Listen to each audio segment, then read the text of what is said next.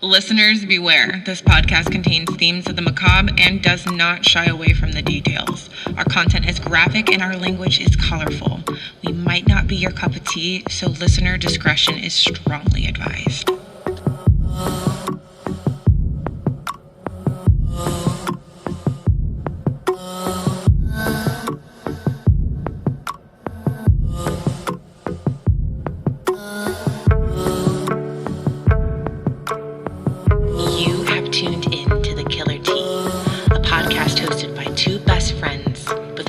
To decipher the deeply demented minds of murderers.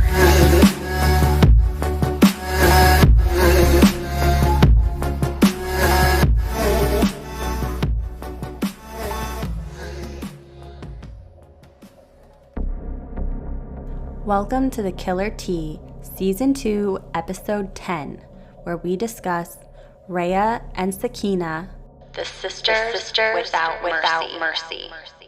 We are your hosts, Christina and Chelsea, and we are back on our bullshit today. Yay, bullshit! So, I'm just gonna apologize ahead of time to all you British people. We kind of shit on you the first 10 minutes of this episode. We love you, but this is not your episode. This is not your best look. Maybe reel in that colonialism just a little bit. We are gonna go all the way over to Alexandria and Egypt. So Christina, since you're all talking about Egypt, why don't you just go ahead and set the scene for us? I guess I can set the scene today. So we're going very, very, very, very far away. We have to do a little bit of a history lesson. So strap in. It's going to be super intriguing.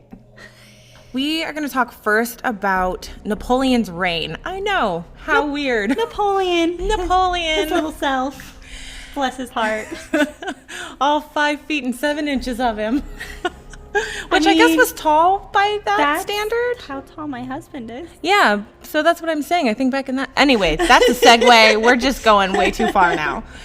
It is the end of the 18th century, and Napoleon has landed in Egypt with the primary goal of intercepting any trade between British and India. He wants to do this because Napoleon, he wants to be the emperor, and he wants all the control. While Napoleon was in Egypt, he became fascinated with the art, the culture.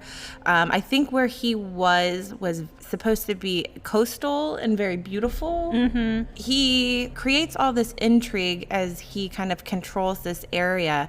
And even once his rule as emperor of France comes to an end, the Europeans are fascinated with Egypt again. And I guess that's important to mention that Europeans have always kind of been fascinated with Egypt. Egypt is fascinating. Yeah, I mean, to be fair. To be fair. Napoleon gets defeated. The Europeans are still super fascinated with Egypt. And then all of a sudden, this guy comes in named Muhammad Ali. Sound familiar? He is this war general. Everyone loves him. And he is so influential that he is actually able to kind of bully the Sultan out of Egypt at that time and take over control. Now, he actually creates 40 years worth of wealth and growth. He's able to build up the economy, the military, and Egypt kind of becomes a relatively important force in the world again. He also does this incredible thing with the Suez Canal. Because he recognized how vital a canal would be that could reach all these different locations between the Mediterranean and the Red Sea, he builds the Suez Canal, and Egypt just prospers because now they're getting international trade from all of the places. It becomes the most arguably important trade route in the entire world. I guess the best comparison would be the Panama Canal. Yeah, that's probably a pretty good comparison. So Egypt's doing great, has all this influx of trade. Now we've got tourism, military funding, but unfortunately his heirs in the government after his reign ended got really greedy. They got their hands in the honeypot. They were spending all of the government's money, all the country's money on all this different luxuries, and it eventually makes them become bankrupt. Now, the British people doing very British people things. I'm sorry. Sorry for my people. Are like, shit, tea and crumpets. Oh my God. This is terrible. What the fuck? we're going to lose all of our investments.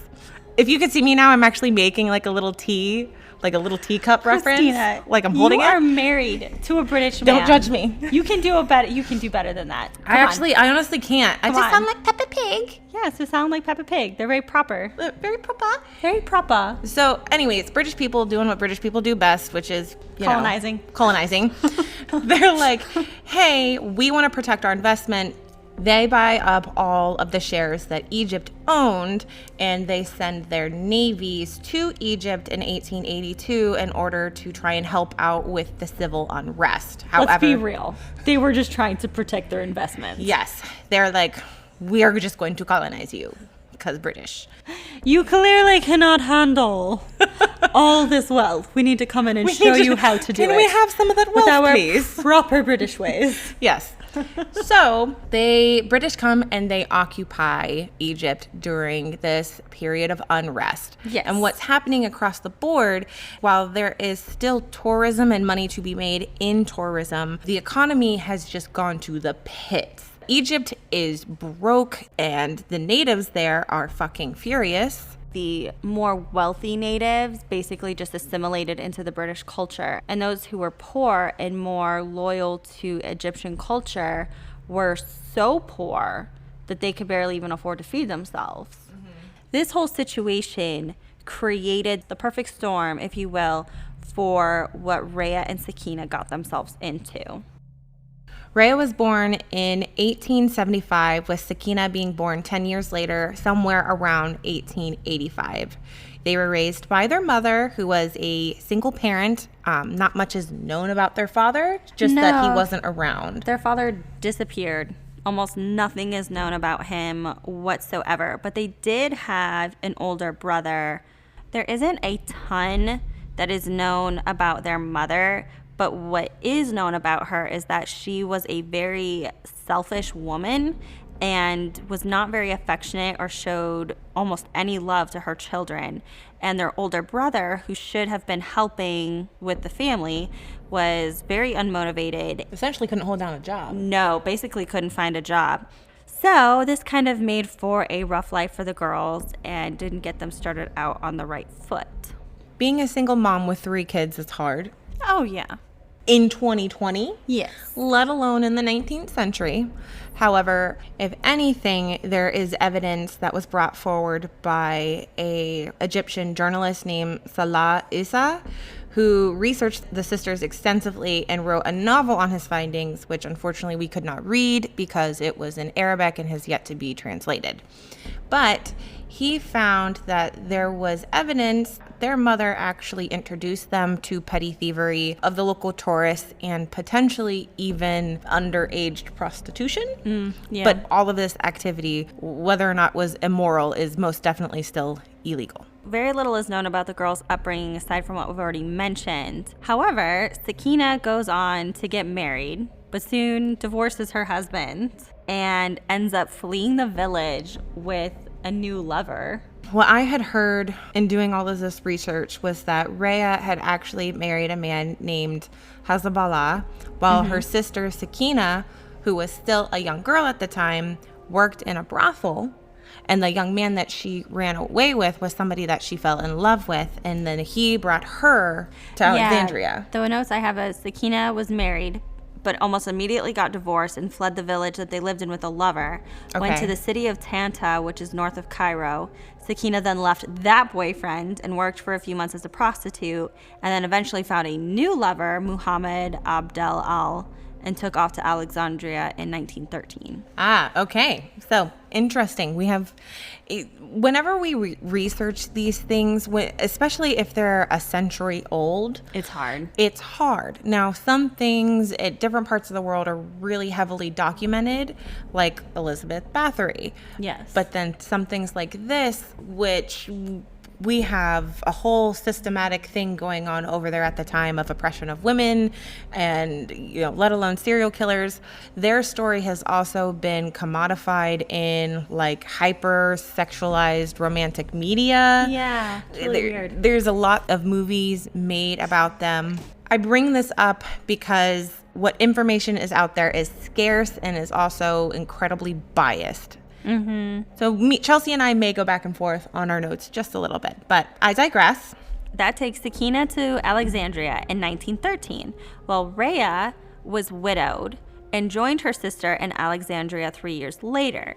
And she had a new husband, Hasbullah, who was her dead husband's brother. Ooh. As you do. And a daughter, I think Badia. World War I and the economic crisis that struck Egypt's cotton industry, which is at this time pretty much the main industry that they're building their economy off of. Well, and not to mention that, but RAYA and SAKINA's significant others work in this industry. Yes. So not only is the country's economy crashing and burning, their family's financial status is also crashing and burning. And so what are two sisters to do in this situation? So SAKINA goes into prostitution as a young girl and is very familiar with it. And obviously some sort of conversation transpires between her and RAYA. And they're just like, hey, let's start our own brothel. And at this time, they're called public houses. They decide to start public houses within their own homes.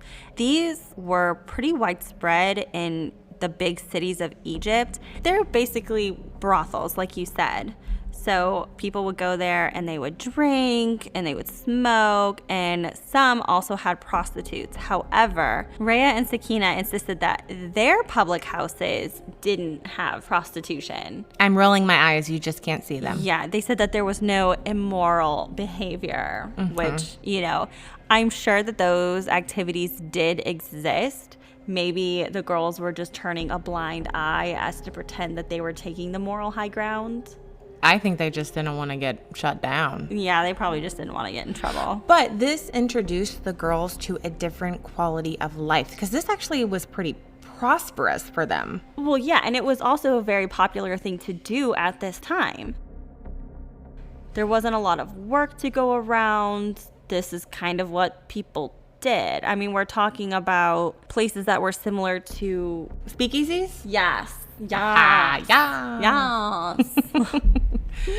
But that being said, they did have to protect themselves, and it wasn't uncommon to kind of hire some muscle. No. This is exactly what they in turn went ahead and did. Yeah, they end up joining up with a local quote-unquote gang or pair of thugs for protection, and it was basically to make sure that their neighbors didn't do anything to disrupt business. Their little establishment was very close to a British military camp. It was next door to a police station. Oh, I didn't read that bit. That's naughty. Oh my gosh, scandal. So we're in the middle of the war, right? Things are going really well. This public house thing is working out for them. But agitation over the occupancy of Egypt is rising. Yeah, they want the Brits They want out. the British to get Leave. the fuck out. So get your own spices and your own artifacts that you don't even use. Yeah, seriously, British people, I love y'all, but like salt and pepper. Just salt and pepper. That's a problem. That's all they use is salt and pepper. They don't use enough of it.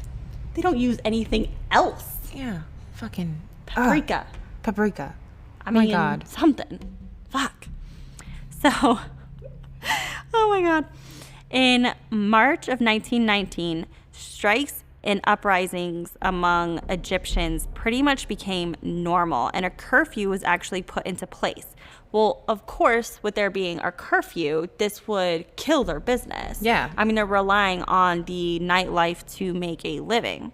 Hasbullah, who is RAYA's husband, ended up getting caught and imprisoned. And then RAYA was also incarcerated for 6 months because of the activities that they had going on in their houses and breaking curfew. I mean, they were essentially breaking the laws here. Yeah, well, they were also stealing food to get by because their economic situation just went down the drain. Oh, yeah. And they had been used to a certain quality of life. I mean, where they're living, now that they have had money coming in and they are enjoying the fruits of their labor, so to say, they got used to kind of a British way of life with the finer things. I mean, they weren't necessarily rich, but they also weren't destitute. Yeah. But I'm sure they were very comfortable. They became accustomed to luxuries that they wanted, so they weren't ready to give those up. During this time period, they didn't use banks. No. They didn't use banks. What Egyptian women would do is they would take money that they earned and they would go and buy extravagant and luxurious jewelry. Which made sense. They would then wear this jewelry on their person almost all the time. So it was very common to see women walking around with beautiful gold necklaces and anklets and rings and bracelets and armbands and all kinds of jewelry and other fine things upon their person. And what do you know? Let's tap into some good old life skills Mom taught us. Do some pickpocketing. But then when you realize, oh shit, I could make so much more money if I just entrapped these women, which were their friends, by the way. Yeah, I'm really struggling with that part. They literally focused only on these women. And I'm not just saying this is Raya and SAKINA. There is not enough credit doled out to their husbands. Yeah, their husbands are equal practitioners of this stuff. Yeah, they 100% are. They're not just sitting there like, I don't know where all this money's coming from, but No. So the two would wander, and when I say the two, Raya and SAKINA would wander about in the marketplaces and would invite women into their homes. Like I said, right fucking next to a police station. The balls on these chicks. I'm sure they used their status and the nice neighborhood that they lived in to entice these women to come back and maybe enjoy a couple drinks, enjoy some company. The sisters would get the victim drunk, and then their husbands would cover their faces and stuff wet cloths into the women's mouths and suffocate them. What they did to dispose of the bodies, because obviously this ended up working for them and the bodies of women started adding up, they were putting the bodies below each of the homes that they rented. So let me just stop right there. The homes they rented. So this wasn't even like the home, the one singular place. No, homes, plural. They rented a bunch of different homes throughout different periods of their life, and each part of that time, they would kill a bunch of people and stuff them under the floorboards. One of the articles I read on them literally said they would kill a woman. The husband of Raya or SAKINA would pull up the tiles right under her, bury her body, and then lay the tiles back down. And you know how they just covered up the smell? Burnt incense. I'm jumping ahead, but the incense was so strong. It was like walking into a wave, walking into a cloud of scent. It was so powerful. But even then, that is not always enough to cover up the smell of a decomposing body. No. I think it's also important that we talk about how they would remove the jewelry from these women and they would take it to a goldsmith who knew what was going on. They called him a friendly goldsmith. He would pay them their money and then they would divide the proceeds. So I think there was like 6 of them involved altogether, 6 or 7 people. November 1919 to November 1920, women were disappearing in Alexandria without any clue as to where they went. Now, Alexandria was famous for its tourism and its beauty, and there was British cafes all over the place. There are sonnets written about Alexandria, so this is just not acceptable. No, and the police are actually inundated basically with missing people reports. It was just left and right. My mother's gone missing, my sister's gone missing, my niece has gone missing. I mean, left and right. This is not okay in the police's eyes. And some of the victims were even last seen in Raya and SAKINA's homes. The police actually end up questioning Raya and SAKINA several times, but each time the girls were able to kind of weasel their way out of it or come up with excuses or come up with some reason as to why they weren't a part of this. And they were always let go. But they were actually caught 100% by chance. So SAKINA had to leave the house that she was renting. And after she was gone, her blind landlord decided that, I'm going to install some pipes, update some stuff. And so he starts digging. And he's doing this in anticipation of the arrival of the plumbers that are going to come. And he's just trying to make it life easier on them. And all of a sudden, he's inundated by this terrible smell. And he reaches his hand into the ground, and it becomes very clear that what he pulls out is a human bones. nasty. This poor nasty. man is probably so confused by this stench that's coming from this home, reaches in and pulls out a bone. Oh, I think it was a decomposing. I'm sure it was. Blech, Like, that's fucking nasty. poor man. So naturally, the cops are informed of this. But not only did this happen with the landlord, but a passerby actually discovered human remains on the side of the road. And the body was so damaged they actually couldn't identify it. But there was a piece of black cloth and a striped black and white pair of socks near the body. The body was actually never identified, but it was eventually linked back to Raya and SAKINA. It is alleged that they killed 17 women. I believe the final number was only 10 that identities could be confirmed for. Yeah. So police arrive at SAKINA's new place, and then they went to Raya's home. She was burning incense, like we had mentioned. The smell of decomposing flesh is supposed to be unmistakable. Biologically speaking, as humans, the smell of a rotting corpse or burning flesh or something like that is extra We are hardwired to identify. horrifying to us. So I think that's why people say it's such an unmistakable smell. So she's burning these incense, and the police are like, this is suspicious. Why are you burning incense this way? And she's like, well, I still see customers here, and it's to cover up the smell of smoke and alcohol. Like, there's reasons. And the police are like, no, don't believe you. They end up arresting Raya, SAKINA, their husbands, the goldsmith that was involved, and a few other women and like their little gang members who were all suspected of being involved. The investigation starts up. They're trying to figure out who did what, but the suspects, of course, like, they're not being helpful. They're all pointing fingers at each other. Raya's blaming SAKINA, SAKINA's blaming Raya. They're blaming their husbands. They're blaming the gold. Like, it's a whole shit show. But it actually ends up being Badia, Raya's daughter, that turns them in. She had, unfortunately for this child, had actually watched her family commit these murders through a crack in the wall, and she knew exactly what her parents were doing. I don't know if she ever spoke up against them, but she did say that her family threatened that they would murder her if she ever told anyone about what was going on. It took a year, but after their arrest, the court sentenced all of the group to death by hanging. And on December 21st, 1921, in modern Egyptian history, no woman had ever been executed before, but they executed Raya and SAKINA. Oh, and sad panda, Badia, who turned them in and gave the police all the evidence The only they reason needed, why they were officially Yes. caught and was living in a hostel in Alexandria, and someone who had been upset about the acts that her parents had committed actually burned the hostel to the ground, and she ended up dying inside. which tragic, Very because she tragic. already put her neck on the line to make sure that those people got justice.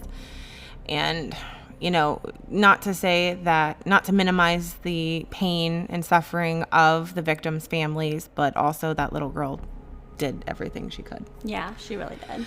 It is worth mentioning that the jeweler who was active in all of this, to me, he would be just as guilty. Oh, yeah. He only got 5 years. He was literally bankrolling the whole thing. So a little messed up. But again, we're talking about the 1920s. Not totally shocked. However, still not cool. But if you're interested in learning more about the girls or find their story fascinating, there are a lot of books and movies that have been made about them. Unfortunately, they're mostly all in Arabic. Yes. So, I mean, if you know Arabic or you want to read subtitles, I have at would it. really love to read that journalist book. So if anybody out there speaks Arabic and can translate, y'all go ahead and do something like that, because that would be really special. Really cool. It would be really cool. But This story is interesting for a lot of different reasons because we're talking essentially they became serial killers due to social and economic oppression, and they still fall into the traditional stereotype, or the stereotypical female serial killer is a gain killer. Yeah. And they still technically qualify for that. They do qualify for as a gain killer because they were killing for financial reasons. That counts. And I'm not necessarily convinced that they were motivated, need to kill someone. It was more... I think it was like survival of the fittest. Yeah. I'm going to kill you so I don't starve to death. They aren't prototypical. Right. It was the socioeconomic situation that kind of not that justifies serial killing at all whatsoever. No. That's not what I'm saying. Yeah. I don't know. They're fucking terrible humans, and... Well... What do we rate them? What do you rate? Dahmer scale. Dahmer scale. How many Jeffries? They get a 7 out of me for the sheer number, but a 3 out of me for actual serial killerness. Yeah. Yeah. Yeah. That's not going to be annoying. Sorry. Yeah, I would give them probably like a 3.5, 4. I mean... And I don't even... Maniacal. They were maniacal. Yeah. I'll go with that one. Yeah. They're about a 3.5, 4 for me. Yeah. All right. Well, I think this is going to conclude our first mini-sode. Yeah. Sorry, guys. Well, no, I think this was great. We haven't done a mini-sode yet. It's been a fucking crazy 2 weeks. I hope that this offered some sort of distraction to you guys. I don't know. Should we do memes? Is it... let's maybe not do memes. Yeah, we're not going to do memes this week. Yeah. All right, y'all. As per usual. Well, we do have an update this time. Yes. Guess what, guys? We have very, very, very limited merch. Yes, we do. It's super exciting, and we need you to go and buy some and support us. So it's only going to be live for 2 more weeks because we are using a platform called Bonfire. Now, what Bonfire does is instead of making us pay for the merch out of pocket and in very large quantities, they've set it so we can sell 25 and send it directly to you guys. The shipments start at the end of the 2 weeks, and everything is professionally made. It looks fantastic. So if you would like to buy some of our merch, go ahead and go to our Instagram at The Killer T and click the link in the bio. You can find the merch at www.bonfire.com/the-killer-t-merch. In case you want to type all that in. But anyways, you guys know the drill. Give us a like and comment on all of our Instagram, Facebook, all of that stuff. And if you listen on Apple Podcasts, we would love a 5-star happy, wonderful review. We love your reviews. We read them all the time and we get super stoked. Yes. And we are launching our website. Check out www.thekillert.com very, very soon. Yes, it's done. It just needs to be launched. All right, y'all. Until next time. Bye. Join us on our next episode where we discuss Samuel Little, the stroke killer.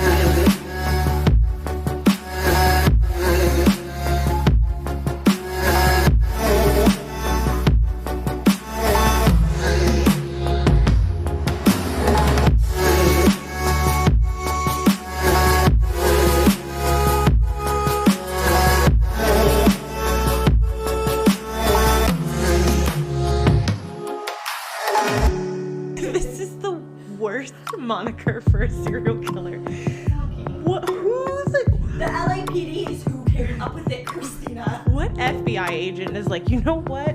Let's name him the stroke and choke killer. We are your guests, Christina. We're your guests. We're guests on our own podcast. Woo! Guests!